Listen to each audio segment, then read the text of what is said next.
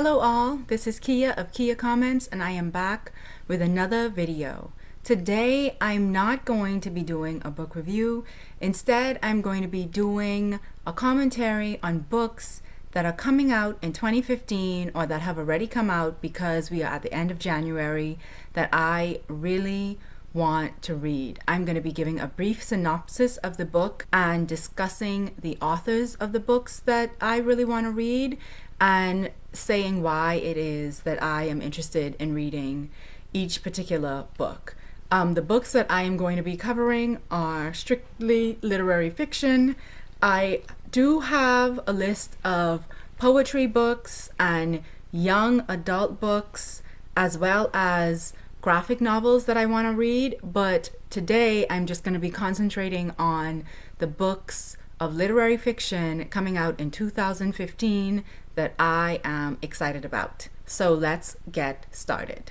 The first book that I am excited to read is by the author Ravi Howard, and the book is called Driving the King.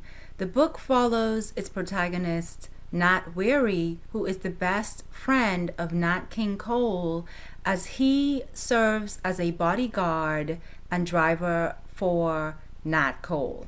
The book opens when Nat Cole is back in his hometown, Montgomery, Alabama, and is going to perform a show.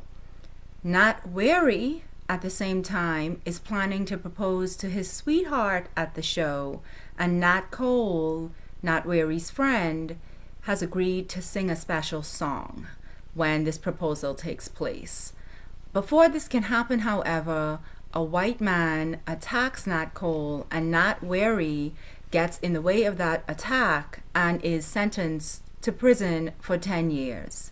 This book seems to be an examination of race relations in America during the 1950s and 60s. Ravi Howard has a really deft hand, I feel, in looking at race relations in contemporary America.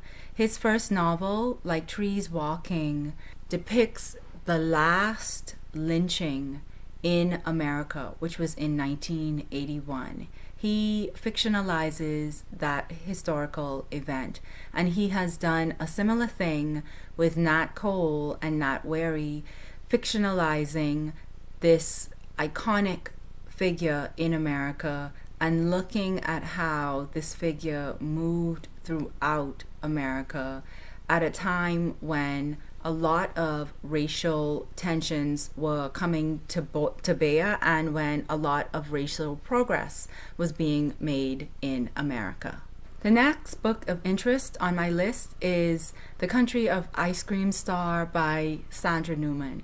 This is a dystopian novel that follows a teenage girl called Ice Cream Star and her tribe. Ice Cream Star and her tribe have been living in America since a disease hits, killing people above a certain age. The disease is extremely contagious, and when Ice Cream Star's brother starts to show symptoms of the disease, she goes off in search of a cure. I've heard rumblings about this book. People compare it to Ridley Walker, and I read Ridley Walker a long time ago, so I'm not going to speak to it because I cannot remember it completely. But what I do remember is that Ridley Walker was a book that was told in its own vernacular.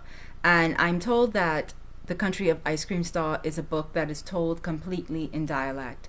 I'm excited about that. I have very strong feelings about books told in dialect, in that I feel like they should be. I feel as though if your character speaks in dialect, if it is a first-person narrative, and if your character speaks solely in dialect, then by all means, have your character speak in dialect. Now, it is your responsibility to render your character well, says the girl who has not written a book, but I am a reader, and it is your responsibility to render that dialect well.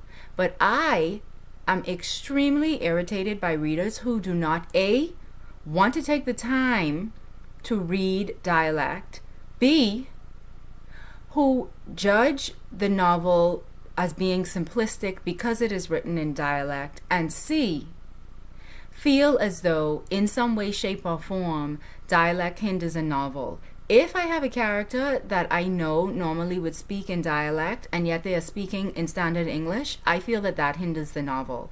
And I feel as though readers should do a little work. When you go to another country, you do not go to the other country and say, you know what? I feel like this country should be just like my country. Otherwise, why did you spend money going to that country? So if you are reading a book and the protagonist or a character in that book is somebody who naturally speaks dialect, read it in dialect then. I'm very excited about this book, and I am hopeful that I will be engaged by the dialect throughout. Okay, after that little rant, still feel strongly about the dialect, I am going to move on to the next book. The next book that I am excited to read is by Rafe Larson, and it is called I Am Radar. I am excited to read this novel because it seems as though the structure of this novel is extremely ambitious. The book starts with the birth of Radar, who is the protagonist that we follow. He is a baby that is born during the time when the lights go out, and when the lights come back on, everything seems fine except for the fact that Radar is black and he has been born to white parents. I do not know very much about this book except for the fact that there is something about Radar that is the nucleus for a lot of interesting happenings. There is a sect, a secret society of Norwegian teachers who were prisoners during the Second World War who have something to do with him. I'm very interested in novels that seem to sweep across place and history. And this novel, everything that I've read about it, albeit it has not been that much, seems to be as ambitious as something like Cloud Atlas, which I found very compelling. So I'm hopeful for this novel by Rafe Larson. The next novel that I'm excited about is Toni Morrison's God Help the Child. Y'all, I cannot explain to you how I feel about the fact that Toni Morrison is doing another book. Okay, so let me just take a moment before I even go into God Help the Child and talk about my feelings toward Toni Morrison. She is a beast, okay? Go ahead and take some time. If you are not familiar with Toni Morrison, you don't even have to read her books. Just YouTube her. Listen to the woman speak and feel the lyrics wash over you, okay? I'm sorry, Toni. I couldn't come up with a better metaphor for your words than that. Toni Morrison is a gift to the English language. Every now and then, as a reader, you come into contact with a writer, a novelist, who exercises the full extent of the language that is your mother tongue. Toni Morrison utilizes the English language in a way that is a blessing, okay? It is a religious experience. If Toni Morrison has touched you,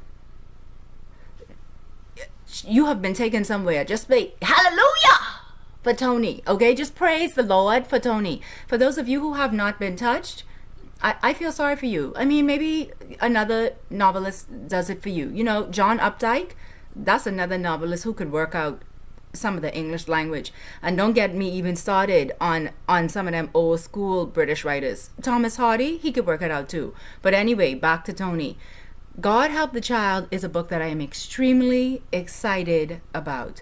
Toni Morrison spends a significant amount of time in all of her novels discussing race. My particular preoccupation with Toni Morrison novels is the way in which she discusses race within a race.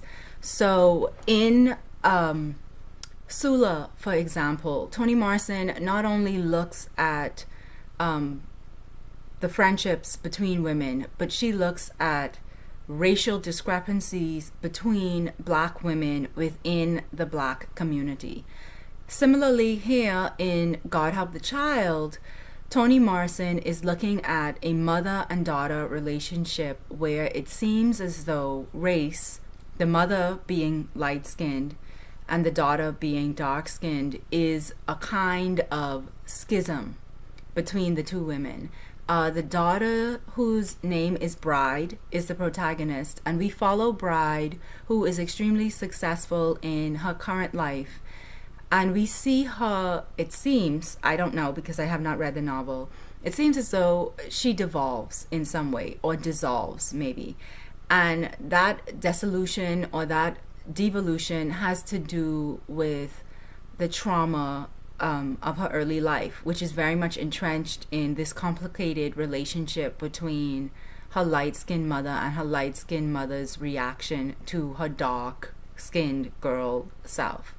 I just live for this kind of complex dredging of a particular community. I like the way that Toni Morrison holds the lens of things that divide communities up to the community unapologetically. Also, stick a pin. Can I get somebody to agree with me on the fact that as a novelist, Toni Morrison just knows how to come up with a name, all right? Who would think? Let me go ahead and name a protagonist Bride. Toni, okay? You know why? Because she decided to go ahead and name one of her characters Pilot, as in Pontius Pilate, but just Pilate. That was in Song of Solomon. Also, Macon Dead was in Song of Solomon. And then we had Beloved in Beloved, who had a sister named Denver. She could just come up with name for days, okay? I just love the names that Toni Morrison comes up with, and they always carry significance. Also, this woman is the queen of symbolism. She just could kill a symbol in a novel. I am so excited about this novel, y'all. Can you tell? I'm rambling. I'm stumbling. She got me over here like a schoolgirl. I'm a Toni Morrison groupie, and I'm proud of it, okay? When she's bad, when she's not doing it right in a novel, she's not doing it right. I'm not going to go ahead and say that Toni Morrison is the be-all and end-all and all of her novels are great. But you know what?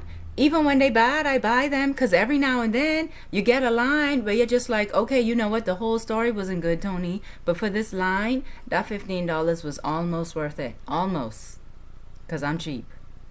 Almost. Still, I'm so excited. I can't wait for this book. It comes out in April.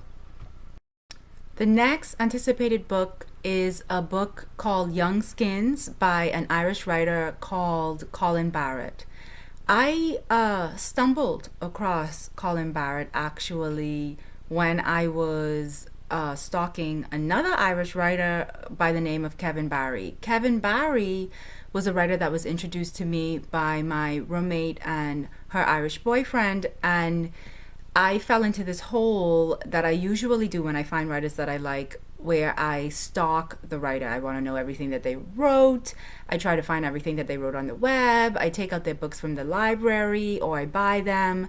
And in stalking Kevin Barry, I came across this literary journal, a European literary journal called The Stinging Fly. And in an issue where Kevin Barry has written a story, there was the story by this Irish writer called Colin Barrett. And then I promptly fell into somewhat of a hole where I stalked him. Yeah. Anyway, he does, I feel, an excellent job of rendering a voice that I tend not to hear in my reading. I read a lot of fiction by minorities and about minorities, and so I tend not to read fiction where the protagonist is white or male. I do sometimes, but not always. And when I do, and it is good, y'all. This writer, Colin Barrett, represents Ireland in a way that is so poignant. It really is. He has these male voices that are in, I don't know if agony is the word, but it seems as though almost all of his writers are in some kind of traction. They eke their feelings out. It's not an explosion, it's a build, and there's a trail that's left. And as a reader, I found myself thinking about his stories over and over again over time. And it got to the point where I was like, okay, I have to subscribe to the Stinging Fly. I would like use my university database and be like, you should subscribe to this, and then go ahead and print his short stories. And now I have discovered, y'all, that he has this collection coming out, and I'm so excited. It's already out in the UK, but it is going to be published in a couple of months, and I have already pre-ordered it. He is very stark as a writer. His prose is very sharp. His metaphors tend to be connected very much with the land. His protagonists are everyday men, and he does this beautiful work with turning the mundane into something that is shining. It is a shining thing. There are not very many writers that do this. There's something about him, even though he is Irish, that kind of reminds me of John Updike. John Updike is more florid with his language than Colin Barrett is, but John Updike, specifically in his Rabbit series of novels, which I just finished reading. Why didn't anybody tell me? But anyway, kind of dredges and touches on a kind of hysteria in males that I'm not always aware of. And I feel as though Colin Barrett, with his Irish male protagonists, do this well. I spent a lot of time talking about how Colin Barrett renders his male protagonists. He's a beast with the females too. This writer has range. I mean, serious range. I encourage anybody to read his short stories. They are an excellent study in craft. They are very moving, and I think the book is worth the purchase. So I'm excited about that. The last book that I am going to talk about is a book that I am really, really, really excited about. It is by a first-time novelist. This is the first book that she has published. Her name is Ani Leontes, and the book is called Let Me Explain You.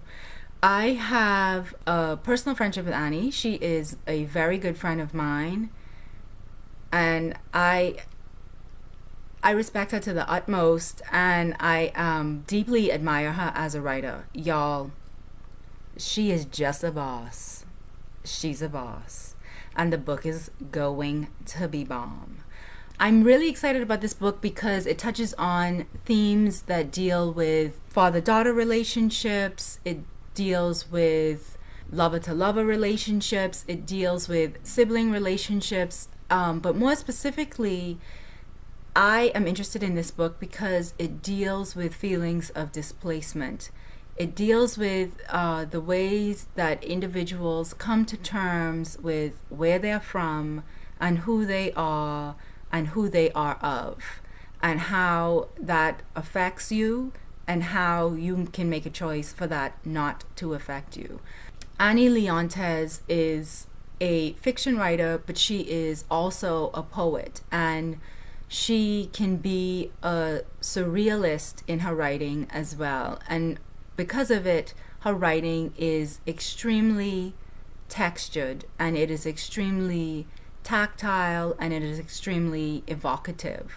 From moment to moment, you will find passages that may read like a song. You may find passages that are as tightly coiled as a spring. She just has range as a writer. I'm so excited to see this book and read it from beginning to end. I've already pre-ordered it. I know I'm going to buy the audio version. And girl, if you're watching this video, you better sign my copy. I'ma buy two, okay? Because you know I'm janky, and I'ma buy two, and you can sign two. And then when you like really like hit a level, this is you on a level. This is the level up here. I'ma sell one of them, okay? Everybody buy this book. It is going to be so good. It is going to be heart-wrenching. Just remember when you buy the book that you heard it here first. Annie, they heard about your book here first. With regard to all the other books, please give them a look-see. If you don't want to buy them, tell your public library about them. Have your public library buy them. I mean, why are you paying taxes in America if you can't get your public library to go ahead and buy some books? All right, support your novelists, y'all. It's hard out there. All right, it is hard. Go to your public library and say, buy this book. I want to read this book. You buy it. For those of you who get a hold of the book, who listen to it on audio, let me know in the comments below what your experience was like. For those of you who like this video and want me to talk more about books that I am excited about, let me know that too, and I will endeavor to do that. And for those of you who are readers, writers, reviewers, you know what it is. Keep reading, keep writing, keep reviewing. Rate, comment, and subscribe. Bye, y'all.